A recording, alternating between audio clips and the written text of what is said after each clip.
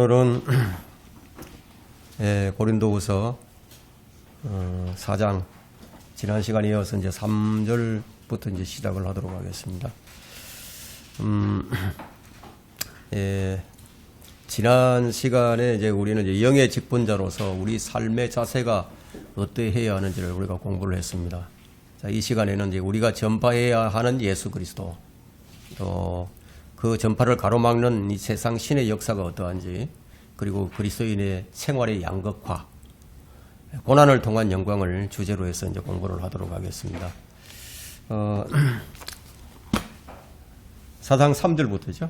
4장 3절부터 고린도후서 4장 3절. 그러나 만일 우리의 복음이 가려졌다면 그것은 구원받지 못한 자들에게 가려진 것이라.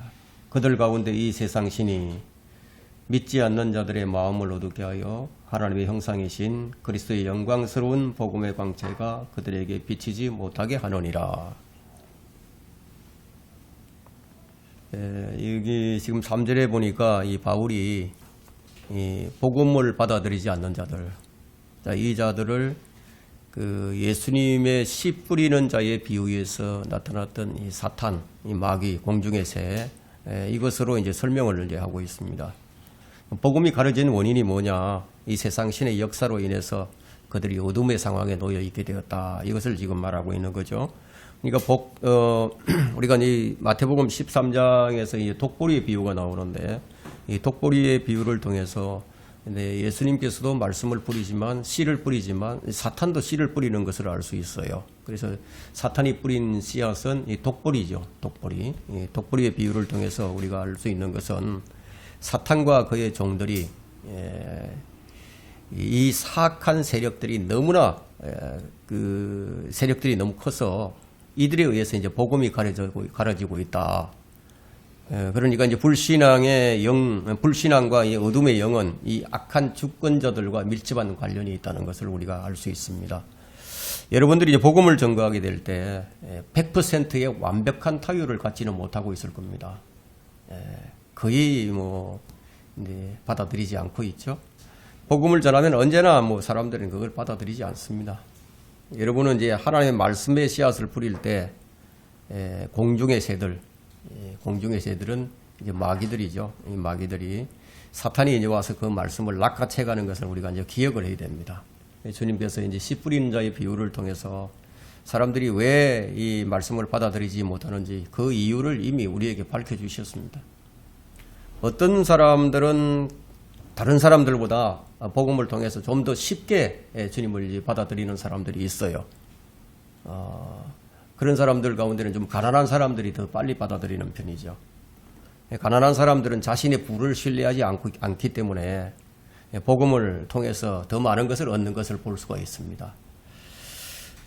일반적으로 볼 때 이제 사람들이 좀 비참해질 때요. 비참해질 때 더 많은 것을 보게 되고 또 도덕적으로 더 선해질수록 자신에게 필요한 것들을 덜 보게 되는 그런 이제 성향이 있는 것을 우리가 보게 됩니다. 그래서 이제 바리새인보다 세리에게 다가가는 것이 훨씬 더 쉬웠던 이유가 뭐냐? 세리는 자신을 하나님께 추천할 만한 아무런 어떤 것도 없었어요. 그걸 자신이 잘 알고 있었죠. 반면에 이제 바리새인들은 하나님께 추천할 만한 것들이 자신들이 가지고 있는 것이 너무 많았어요. 말하자면 이제 소경 바디메오가 구원받는 것이 바리새인인 이 사울이 구원받는 것보다 더 쉬웠다는 거죠. 사실 이 바울은 하나님의 의로부터는 멀리 떨어져 있었기 때문에 그 마음이 완전히 어둠 가운데 쌓여 있었죠. 그때 주님께서 그의 눈에 주를 보여주셨고 그의 눈을 멀게 하실 수밖에 없었어요. 사람에게 그리스도를 보지 못하게 가로막는 많은 죄가 있지만 그 중에 딱 한 가지 가장 질 나쁜 것을 고른다면은 그게 뭐냐 하면 자기 자랑이에요. 자기 자랑. 그리고 자기 개인의 업적, 그리고 재산, 자기의 의, 자기가 가진 직위, 높은 직위일수록요, 자랑이 많잖아요. 자랑할 것이. 바울은 바리새인 중에 바리새인이었죠. 그럼 율법으로는 이 군더더기가 전혀 없는 사람이었습니다. 참 이 자랑거리가 굉장히 많은 사람이었는데 이 세상신, 이 사탄은 이런 것들로 믿지 않는 자들이 마음을 어둡게 만든다는 거예요. 그래서 지금 3절에서는 복음이 가려진 것을 말하고 있고 그 4절은 복음이 왜 가려졌는지를 지금 밝히고 있는 거예요. 여기서 이제 복음을 이제 빛으로 지금 표현하고 있는데 그냥 빛 정도가 아니라 하나님의 형상이신 그리스도의 영광스러운 복음의 광채로서 제시를 하고 있습니다. 이 4절에는 굉장히 좀 교리적인 것을 많이 포함하고 있습니다. 우리가 이 사탄에 대한 것들만 좀 간추려 본다고 하더라도 이것은 뭐 한두 학기로 마스터할 수 있는 그런 분량이 아닙니다. 아주 방대한 분량이죠. 이 세상 신의 정체가 누구냐? 사탄이에요, 사탄. 이 사탄이 이 세상 신입니다. 여기서 우리가 좀 주의해야 할 점이 있는데 이 구절에서 말하는 이 세상은 뭐냐? 이 세상은 지금 물리적인 창조 세계를 말하는 것이 아니에요. 물리적인 창조 세계는 하나님께 속해 있습니다. 고린도전서 10장 26절에 보게 되면 이는 땅과 거기에 충만한 것이 그게 다 주의 것이라고 말씀하고 있죠. 이제 물질 세계는 이제 하나님의 것입니다. 그러면 지금 본문 4절이 말하고 있는 이 세상은 뭐냐? 이 세상은 요한일서 2장 15절에 나타나 있습니다. 그리고 누가복음 4장 5절에도 잘 나타나 있어요. 요한일서 2장 15절에는 세상도 세상에 있는 것들도 사랑하지 말라고 했죠. 누구든지 세상을 사랑하면 아버지를 사랑함이 그 안에 있지 아니하니 이는 세상에 있는 모든 것이 육신의 정욕과 안목의 정욕과 생의 자랑이요 아버지께 속한 것이 아니라 세상에 속한 것이기 때문이라. 여기 나오는 이 세상을 얘기하고 있다는 거예요. 이 세상에 속한 것이 뭐냐? 육신의 정욕과 안목의 정욕과 생의 자랑이라고 지금 말을 하는 거죠. 누가복음 또 4장 5절과 6절에 보게 되면요. 이 예수님께서 이제 마귀에게 시험을 받으실 때, 4장 5절을 보면 또 마귀가 주를 높은 산으로 데리고 가서 잠깐 동안에 세상의 모든 나라들을 보여주더라. 마귀가 이런 능력이 있는 거예요. 잠깐 동안에 이 세상의 모든 나라들의 영광을 다 보여줄 수 있는 거예요. 그리고 마귀가 주께 말하기를 내가 이 모든 군세와 그것들의 영광을 너에게 주리라. 그것이 나에게 넘겨졌으므로 내가 원하는 자에게 줄 수 있느니라. 거짓말하는 게 아니에요. 사탄이 지금 여기서. 자기가 실제적으로 모든 것을 가지고 있다는 거예요. 모든 영광을. 그래서 내게 절하면 다 주겠다 이런 얘기죠. 여기 묘사된 이 세상은 뭐냐? 세상의 영광. 세상의 영광이에요. 하나님의 영광이 아니에요. 세상의 영광, 세상의 권력, 세상 제도예요. 이 세상 제도들, 이 세상에 속한 것들은 다니엘 2장에서 예언된 말씀대로 어느 날 하늘에서 갑자기 사람의 손으로 다듬지 아니한 돌이 내려와서 다 파괴시켜버릴 세상 제도를 얘기하거든요. 예수 그리스도께서 재림하셔서 이 세상 나라들을 다 접수하실 거라는 거예요. 스코필드 주석 성경은 이 세상 제도에 관해서 요한계시록 13장 8절에 아주 좋은 주석을 달고 있는데 이 사탄은 폭력, 탐욕, 이기심, 야심, 이 쾌락이라는 그의 정연한 원칙들 위에 믿지 않는 사람들로 세상을 조직해 왔습니다. 그래서 이러한 세상 제도는 군대와 함대를 갖추어 위압적이고 강력하죠. 종종 이 외견상으로는 종교적이고 또 과학적이며 세련되고 또 품위 있게 보이기도 하지만 그것이 민족적이고요. 상업적인 경쟁과 이 야심으로 들끓고 있어요. 이 세상 나라들을 한번 보세요. 이 세상의 정부를 한번 보세요.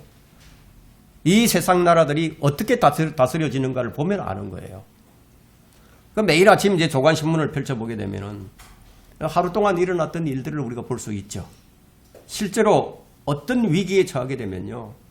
오직 군사력만이 힘을 발휘한다는 거예요. 군사력만이.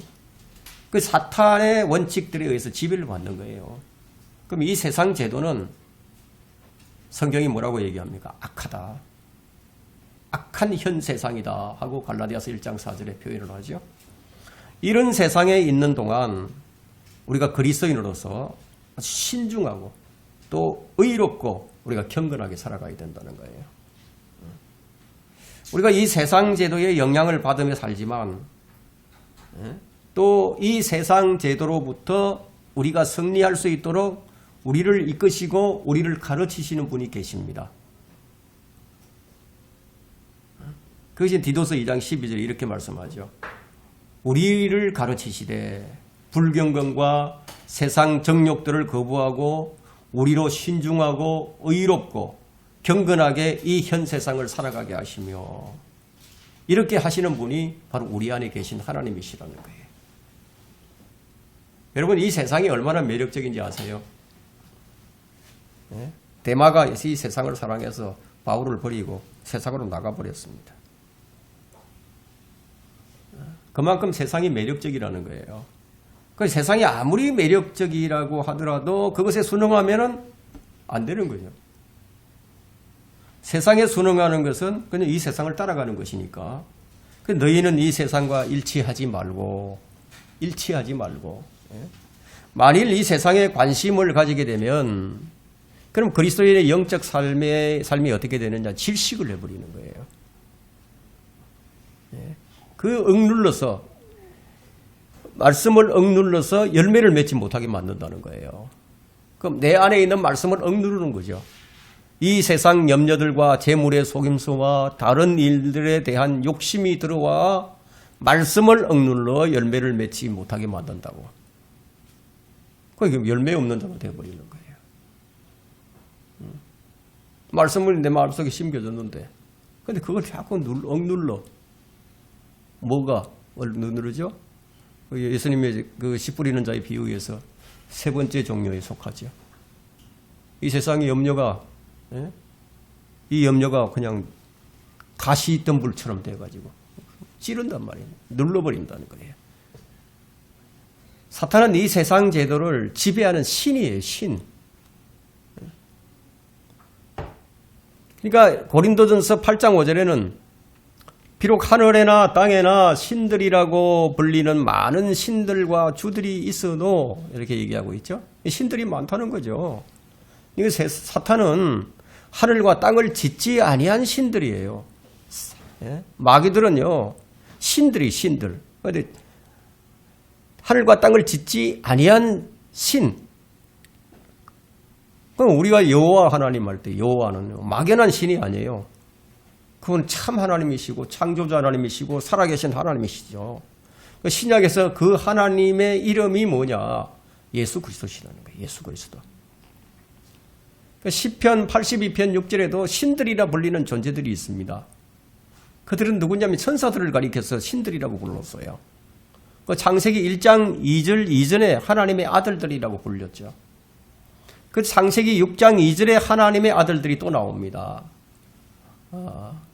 이 셈의 아들이 아니고 그 창세기 6장 2절에 하나님의 아들들은 지극히 높으신 분의 자손들이었다고 기록하고 있는데 그들은 하나님께서 직접 창조하신 영들이었어요. 그리스도처럼 낙해된 것은 아니었다는 거예요. 그러니까 창세기 6장 2절에 하나님의 아들들은 신들로서 죽지 않았어요. 죽지 않고 사람들처럼 물에 빠져 죽었죠. 창세기 6장 13절에. 그 영들은 죽지 않았단 말이에요. 왜냐하면 그들의 지위를 떠나서 사람의 딸들을 취하기 위해서 육체를 입은 사람이 되었기 때문에. 그래서 네피림 사건은 뭐 이들을 두고 한 말인데 그들의 영들은 지금 어디에 있느냐. 지하세계의 감옥에 갇혀 있어요. 흑암에 갇혀져 있다고. 그래서 베드로후서 2장 4절을 한번 찾아보세요. 베드로후서 2장 4절.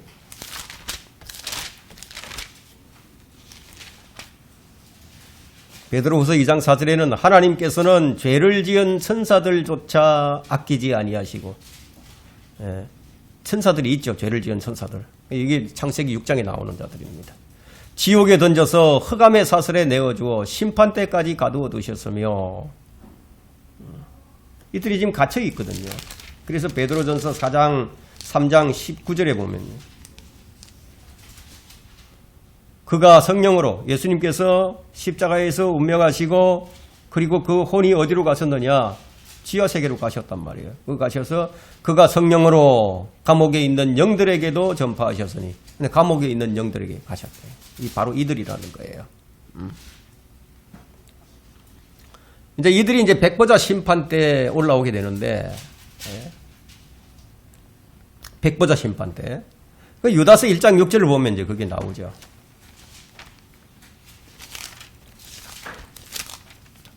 유다서 1장 6절에 또 자기들의 처음 주의를 지키지 아니하고 자신들의 처소를 떠난 천사들을 주께서 영원한 사슬로 묶어 큰 날의 심판 때까지 흑암 속에 가둬두셨느니라. 그 심판의 자리에서 새로운 하나님의 아들들에게 심판을 받게 된다고 말을 하고 있는데, 그러면 새로운 하나님의 아들들이 누구냐? 신약의 구원받은 그리스도인들이에요. 그것이 고린도전서 6장 3절에 얘기하고 있죠. 성경은 이렇게 다 짝이 있습니다. 이게 짝을 찾아서 이제 말씀을 공부를 해야 됩니다. 자, 6장 3절에 보면 너희는 바울이 얘기하고 있어요. 너희는 우리가 천사들을 심판하리라는 것을 알지 못하는, 여기 우리가 누구예요? 그리스도인들이죠. 하물며 이생에 관한 일들이랴. 천사들을 심판한다는 거예요. 성경에는 이제 하나님과 신들이 나옵니다. 대문자 갓이 나오고요. 신들, 가즈가 나오고요. 그리고 하나님의 아들이 나오죠. 그리고 하나님의 아들들이 있습니다. 하나님의 아들이 있고 하나님의 아들들이 있어요. 마귀가 있고 마귀들이 있어요. 그 마귀는 이 세상 신으로서 그가 하는 일은 그의 백성들의 눈을 가능한 한 많이 멀게 해서 예수 그리스도의 구원에 관한 지식을 보지 못하도록 만드는 일을 한다. 그것이 지금 이제 4절에서 지금 얘기하고 있는 겁니다. 사람들의 마음을 어둡게 해서 그리스도의 영광스러운 복음의 광채가 비치지 못하게 가로막는 일을 한다.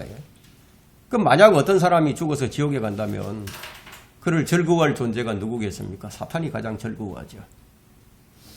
사탄은 사람의 혼을 향한 그의 유일한 목표가 지옥으로 보내는 거라. 그 자가 바로 마귀입니다.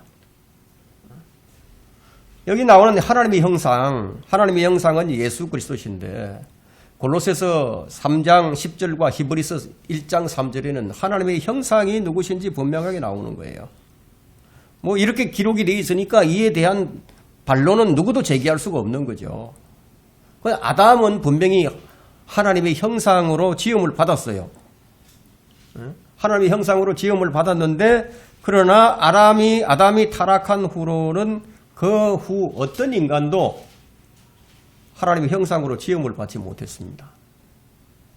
창세기 5장 3절에서 그렇게 이제 말을 하고 있는데, 창세기 5장 3절 한번 펼쳐보세요. 아담의 후손들이 어떻게 태어나느냐.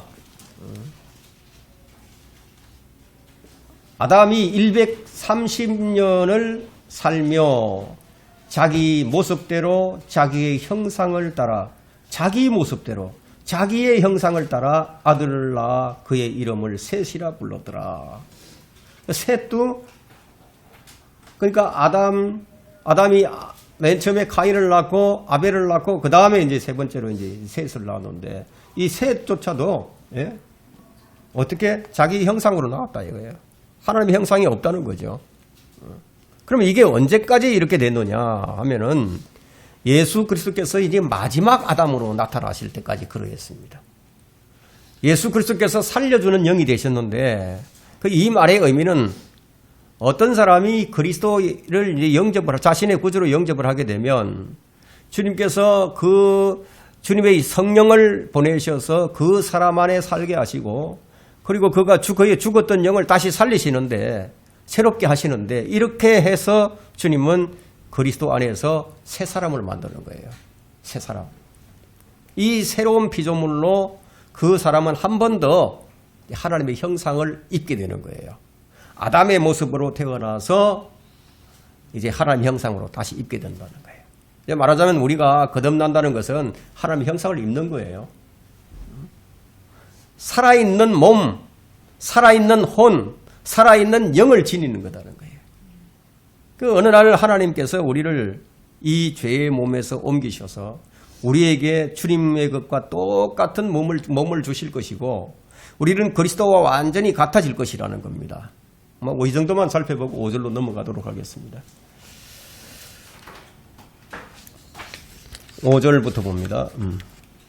우리는 우리 자신을 전파하는 것이 아니라 그리스도 예수가 주이신 것과, 이건 복음을 전하는 자들은 이걸 잘 전해야 됩니다. 예수 그리스도가 주이신 것과 우리 자신이 예수를 위하여 너희의 종인 것을 전파하노라. 이는 어두움 속에서 빛이 빛이라고 명령하신 하나님께서 예수 그리스도의 얼굴에 있는 하나님의 영광을 아는 빛을 주시기 위하여 우리 마음에 비추셨기 때문이라. 어디에 비추느냐, 뭐 우리 눈에 보이게 비추는 게 아니라 우리 마음에 비춘다는 겁니다. 그러나 우리가 이 보물을 질그릇에 가졌으니 이는 그 능력의 탁월하심이 하나님께 있는 것이지 우리에게 있는 것이 아님이라. 우리가 이 보물이 또 어떤 것인지 이제 우리가 살펴봐야 하고 우리가 전파해야 하는 이 예수 그리스도에 대해서 우리가 좀 더 살펴보도록 하겠습니다. 이 바울은 이제 그가 전파한 것이 그리스도의 복음이라는 사실을 확고하게 합니다. 복음 전파자가 해야 할 일이 무엇입니까? 다른 사람들을 자신에게 집중시키도록 하는 것이 아니라, 그러니까 그리스도를 바라보도록 할 수 있게끔 그렇게 해야 된다는 거예요. 그러니까 메시아로서 십자가에서 못 박히고 부활하신 예수님을 전파해야 하는데,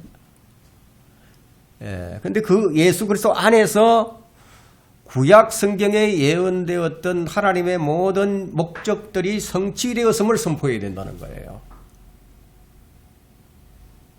그 막연하게 그냥 뭐 예수 그리스도 믿으세요 이렇게 해가지고 예수 그리스도가 어떤 분인 줄 알고 믿겠습니까? 또한 죄인을 죄책과 죄의 권세로부터 자유케 해주시는 구세주로서 예수님을 선포해야 된다는 거예요.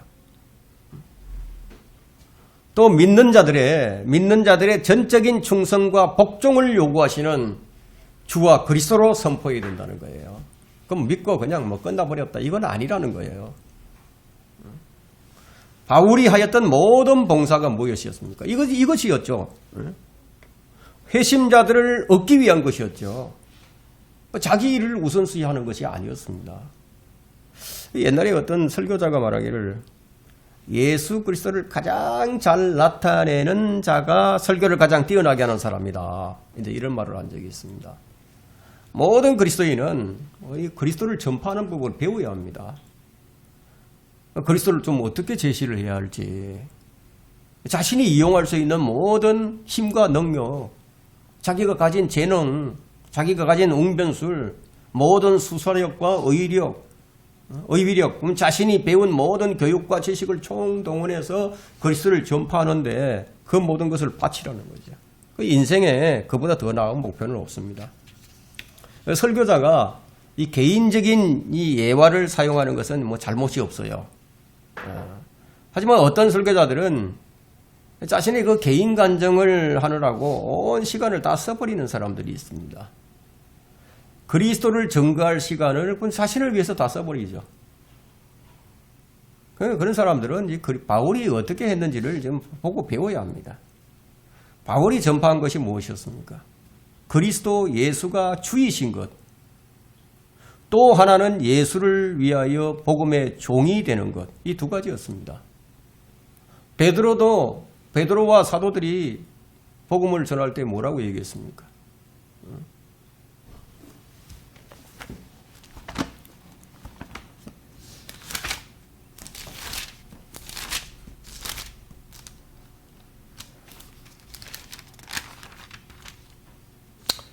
사도행전 2장 36절에 보면요.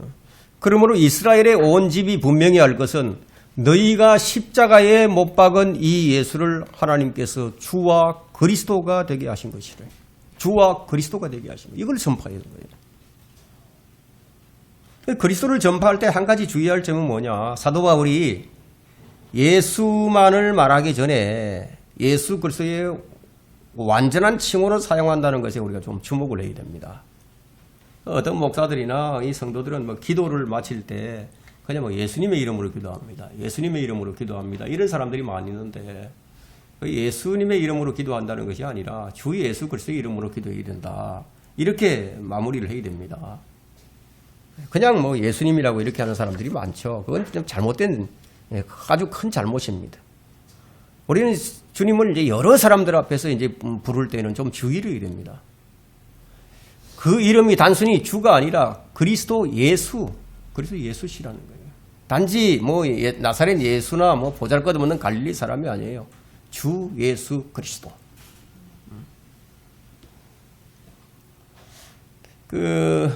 사람들은 좀 뭐 개인적으로는 그렇게 얼마든지 얘기할 수 있죠. 뭐 사랑하는 예수님, 뭐 가장 사랑하는 예수님, 뭐 귀하신 예수님, 뭐 이렇게 할 수 있어요. 그런 대중들 앞에서는 이제 그렇게 사용해서는 안 되죠. 뭐 오늘날에 어떤 목사는 아주 예수님의 이름을 그냥 애완용으로 전랑시키는 사람들도 있어요. 심지어는 뭐 많은 사람들 앞에 서서 청중들 앞에 서서 믿는 자군 안 믿는 자군 뭐 수많은 군중들이 모였는데 그 앞에 서 가지고 하나님은 내 말을 잘 듣는다고 하나님께서 내 말을 안 들어주면 내가 하나님 혼낼 거라고 막 이런 농담을 해대는 그런 목사들도 있죠. 얼마나 큰 불경죄를 짓는 겁니까 그게. 수많은 군중들 앞에서 자기가 뭐 하나님하고 아주 잘 통하고 자기 기도는 다 들어주고 그러는 것처럼 그렇게 얘기를 하면서 말이지. 내 기도 안 들어주면 내가 요구하는 거 안 들어주면 내가 하나님 혼낼 거라고. 이런 참 정신 나간 목사들이 있다는 거죠. 주님은 영광의 주시라는 것을 우리가 잊지 말아야 합니다. 6절에 보면 여기 이는 하고 나오죠. 이는 어둠 속에서 빛이라고 명령하신 이는 이게 이 포라는 접속사를 사용한 것이거든요. 그런데 이것을 사용한 것은 두 가지 이유를 제시해 줍니다. 첫째, 바울이 예수를 전파한 이유와 둘째, 바울이 고린도인들의 종이 된 이 두 가지 이유를 지금 제시합니다. 그 자신의 마음은 예수님이 누구인지를 볼 수 있었을 뿐만 아니라 그것을 본 지식을 다른 사람에게 전파해 줄 수 있는 조명의 빛을 가지고 있었다는 겁니다. 바울의 회심은 뭐 기적적인 그야말로 새로운 탄생이었죠. 기적이 일어난 거죠. 하나님의 창조 능력과 구속 능력을 지속적으로 회상할 수 있도록 만든 것이었어요. 하나님의 은혜로운 빛으로 죄인된 인간의 마음이 그 어두움을 비추는 그 빛은 우리가 어디로 거슬러 올라가야 되느냐면 창세기 1장으로 거슬러 올라가야 됩니다. 창세기 1장에서 어둠 속에서 빛이라고 명령하신 하나님, 그분은 빛이 있으라 하시니 빛이 있더라. 그 말씀하신 그 하나님이시다는 거예요. 그것이 바로 성경의 역사적 정확성이 그토록 중요한 이유입니다. 만일 창세기의 창조 기사가 사실이 아니라면 사도 바울이 자신의 구원에 관해서 말하려고 하는 것도 사실이 아니에요. 성경은 역사책이고 또 그것으로 인해서 성경은 다른 종교들의 여타 모든 그런 성서들로부터 구별됩니다. 성경은 믿음의 위대한 영적 진리들을 예정하기 위해 역사적 사실들을 사용하기 때문에 역사적 사실이거든요. 이것이. 그 사실들이 진실이 아니라면 그럼 우리 믿음이 어떻게 되겠습니까? 우리 믿음은 허구죠. 허구.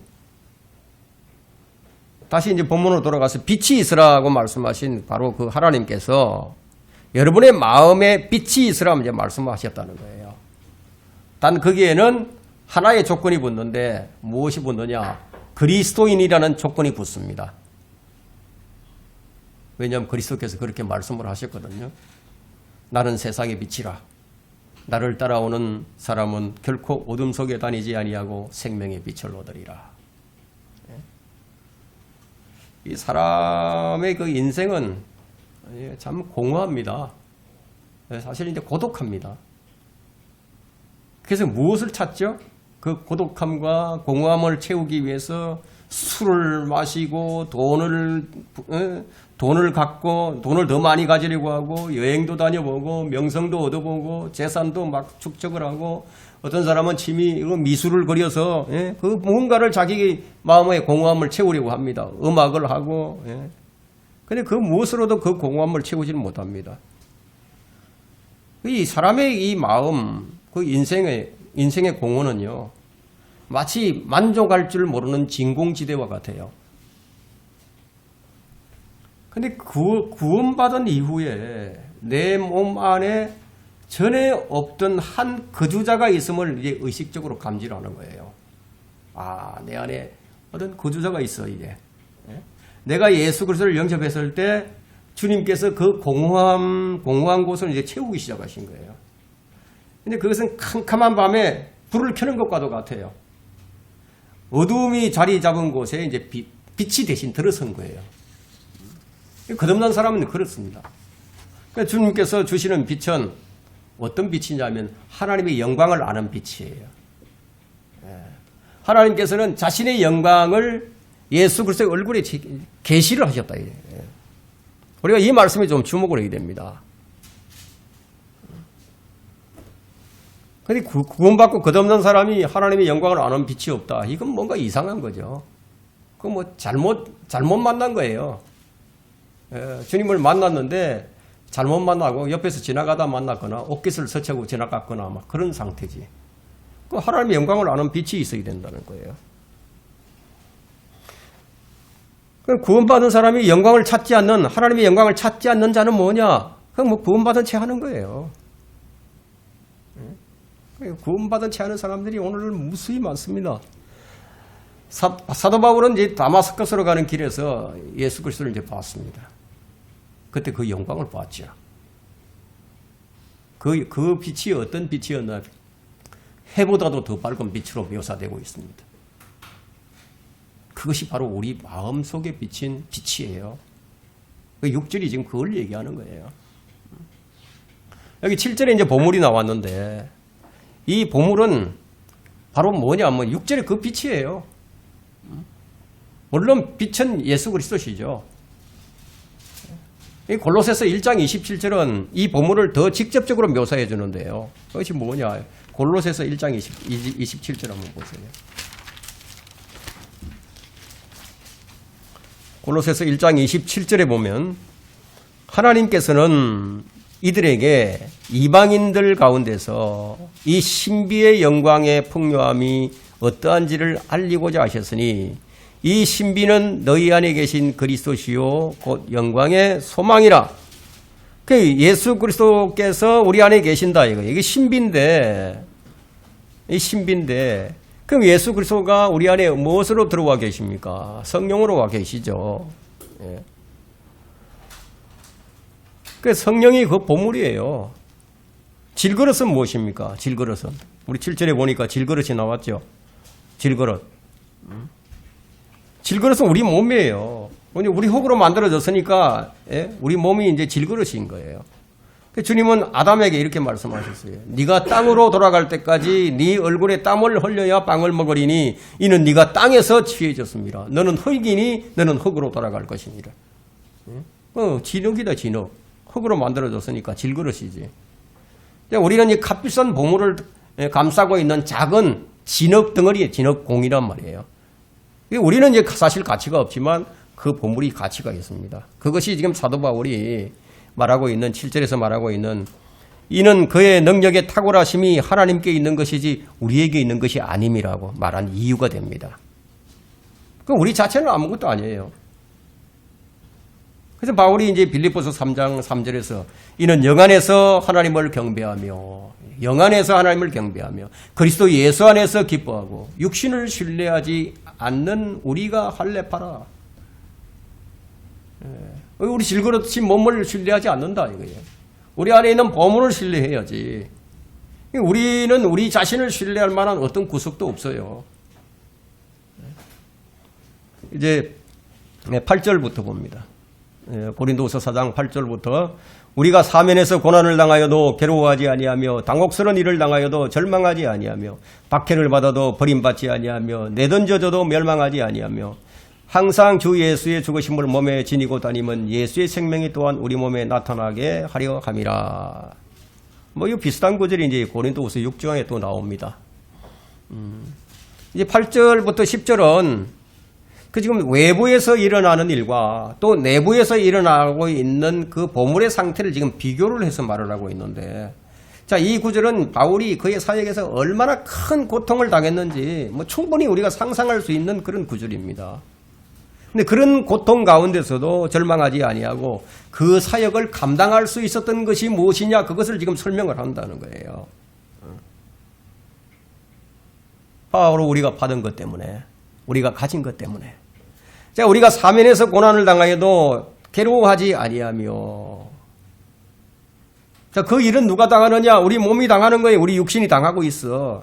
근데 그 몸 안에는 누가 있느냐? 새 사람이 있다 이거예요. 그래서 당혹스러운 일을 당하여도 절망하지 않는다는 거죠. 우리 새 사람은. 근데 우리 육신은 지금 그걸 당하고 있는 거야. 그 일은 질그릇이 당하지만 주님께서 그 안에 계시면서 그들을 돌보고 계신다는 거예요. 그러니까 9절에 보니까 박해를 받아도 버림받지 아니하며, 외부에서 육신이 당하는 일이지만 주님께서는 나를 절대로 떠나지 않을 것이라는 거예요. 그래서 내던져져도 멸망하지 아니하며 죽임을 당해도 다시 살아난다는 거예요. 이것이 그리스도인 인생이 지닌 모순이죠. 그러니까 그리스도인은 고난을 겪고 또 당혹스러운 일을 당하고 박해를 받고 내던져질 수도 있지만 괴로워하지도 절망하지도 버림받지도 멸망하지도 않는다는 거예요. 그럴 수 있다는 거예요. 그래서 이 10절을 보면은 항상이죠, 항상. 10절은 복종하는 사도의 생애를 지금 그리고 있습니다. 복종한다. 예수 그리스도의 구속자로서의 자기 임무를 완수함에 있어서 예수 그리스도께서 경험하셔야 했고 또 죽음을 경험함으로써 영광에 들어가셨습니다. 고난이 없이는 영광도 없죠. 주님께서도 그런 걸 당하셨는데 다 겪으셨다 이거예요. 그래서 그리스도인은 항상 주 예수의 죽으심을 몸에 지니고 있어야 됩니다. 그러니까 교리적으로 볼 때 그것은 주님께서 우리 안에 계시고 우리는 주님 안에 있다는 것을 지금 의미하는데, 그렇다면은 여러분은 주님의 인생의 일부예요. 그리고 그 인생은 주님께서 죽으시고 묻히셨던 그 갈보리로 거슬러 올라가게 됩니다. 그 로마서 6장 8절에 보게 되면 우리가 그리스도와 함께 죽었다 이렇게 이제 말씀하시는 것이 바로 그 이유 때문입니다. 우리 그리스도와 함께 죽었다 이거예요. 이미 거슬러 올라가서 우리는 이미 죽었어. 그러므로 어떤 의미에서는 우리는 우리 자신의 시체를 날마다 지니고 지금 돌아다니고 있는 겁니다. 그냥 사도 바울은 내가 그리스도와 함께 십자가에 못 박혀 있으나 그럼에도 나는 살아있노라. 예. 우리가 주님의 죽으심과 장사되심에 참여한다면요, 그럼 주님의 부활에도 우리가 참여하게 되는 것인데, 이것이 이제 10절에서 말하고 있는 이는 예수의 생명이 또한 우리의 몸에 나타나게 하려 함이니라. 우리가 그렇게 될 것이라는 거예요. 교리적으로 바로 우리가 교리적으로 그리스도 안에서 가지고 있는 우리의 위치를 지금 얘기하고 있습니다. 실제로는 본문 10절은 지속해서 이제 죽음에 노출되는 것을 말하고 있어요. 우리는 실제적으로 죽음에 노출되어 있거든요. 10절과 11절에서 예수의 이름이 4번 언급되는 것이 참 중대한 의미를 지니고 있습니다. 예, 항상 주 예수의 죽으심을 몸에 지니고 다니면 예수의 생명이 또한 우리 몸에 나타나게 하리니, 살아있는 우리가 항상 예수를 위하여 죽음에 넘겨지는 것은 예수의 생명도 우리의 죽을 육신에 나타나게 하리니. 4번 나오죠. 그것은 이제 구세주의 지상 스토리가 어떻게 하여 그리스도의 마음속에 계속하여 존재하게 된 것인가를 지금 보여주는 겁니다. 예수 그리스도께서는 다른 사람을 섬기는데 자신의 육체적인 힘과 영적인 에너지를 다 소모하셔야 했습니다. 그분께서 정치적, 종교적인 그런 대적들로 인해서 끊임없이 박해를 당하셨어요. 밤에는 잠을 잘 주무시지도 못하시고 머리 둘 것도 없이 일을 하셨던 거예요. 바울이 예수님의 지상에서의 죽은 생활과 같은 경험을 견디면서 참으로 이제 깨달을 수가 있었던 겁니다. 그러나 그는 그리스도 안에 있는 한 인간으로서 다른 한편으로는 주님의 부활의 권능을 누리고 있었던 겁니다. 참 이해하기 어려운 그런 현상들이죠. 그리고 현저하게 죽음에서 빠져나간 사실은 부활의 주님의 권능이 지금 자신의 몸에 나타난 실로 반박할 수 없는 표시를 가지고 있었다는 거예요. 예수의 생명이 우리 몸에 나타나게 하려 함이라는 이 말을 볼 때요. 지금 무엇을 얘기하고 있죠? 그리스도를 나타내고자 한다 이거예요. 그러면 그리스도인이 그리스도를 나타내고자 한다면은 그 시험대는 뭐냐? 여러분의 의복도 아니고 여러분의 행위도 아니고 여러분의 계획적인 연설도 여러분의 멋진 매너도 아니고 잘생긴 얼굴도 아니고 예의 바른 대화도 악수도 아니다는 거예요. 그것이 뭐냐? 여러분이 고난과 반대와 박해를 얼마나 잘 감내하느냐는 거예요. 사도 바울에게 적용한 그리스도인의 인생은 실제 그의 몸에 채찍 자국을 지니고 있었어요. 그것은 이제 갈라디아서 6장 17절에 나는 내 몸에 그리스도의 표들을 지녔다. 얼마나 많이 맞았으면 그렇겠습니까? 조롱과 체포와 또 구타와 투옥을 견디는 동안에 그는 모든 공경을 겪으면서도 불평 하나 없이 하나님을 찬양하는 것을 의미했습니다. 실제로 바울은 그렇게 했어요. 결코 그리스도를 위한 제자 훈련을 의미하는 것이 아니에요. 실전을 통해서 나타난 표시들이 있어야 한다는 거예요. 바울은 자기 몸에 그리스도의 표들을 지녔다고 얘기를 합니다. 오늘 여기까지 하고 다음 시간에 계속하겠습니다.